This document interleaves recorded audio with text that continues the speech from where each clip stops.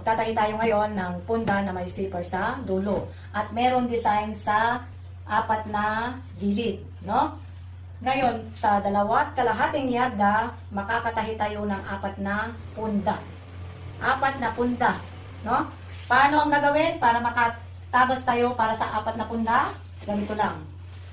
Bago tayo magtabas, ang gamit kong tela, Canadian fabric. Ang Canadian fabric, napakaganda ito, napakakapal. Pwede pang gawing dress or shirt. Kahit sabihin ninyong sobrang kapal pagdating sa dress. Pero pag nadownihan na ito, napakalambot na, napaka-smooth na talaga. Napakaganda at napakatibay pang gawing dress. Nakikita nyo naman, no? Yun ang ginagawa kong dress. Kahit yung pinamigay ko na dress, Canadian fabric.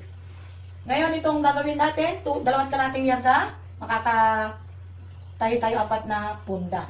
Ganito lang ang gagawin natin. Dito sa magkabila, ang dulo kung saan yung lock. Nakikita nyo naman, no? Di ba? May lock sa dulo. Sa gilid, may lock talaga, magkabila ang gilid. Ganito ang gagawin ninyo. Pagsamahin ng ganito, ayan, ayusin maigi, kailangan hindi tabingi. Ang ganda ng kulay, no? Napakaganda. O, ayan, di naayos na natin. Naitupi na, pinagsama natin, nakatupi ng ganyan. Tapos, dito sa kabilang gilid, sa kabilang dulo, kunin at itupi ng ganito. Ayan, di nakatupi na. Pangalawang tupi na ito.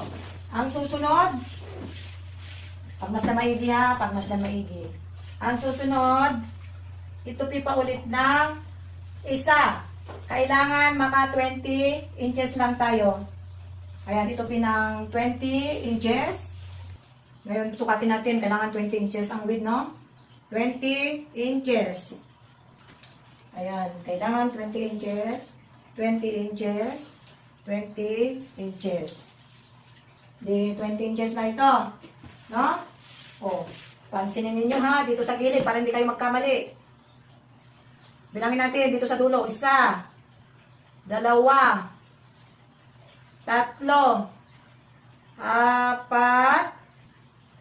6,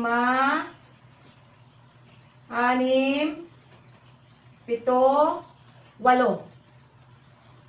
Dito sa baba, kailangan naka-8 na piraso lahat ito, no? O, naka-8 na yan. Dito, wag nyong pansinin. Wag nyong problemahin dito sa dulo. Dahil ito, walang duktong. No? Ang width nito, simula dito sa taas, 20 hanggang dyan sa baba. Hanggang dito, no? Parehas na 20 ang width. Pare-parehas yan na 20 ang width. Ngayon, sumukat tayo ng 60. Diba? 60 inches ang kabuuan ng haba. Ang haba niya, 60 inches. Ang kukunin lang natin ay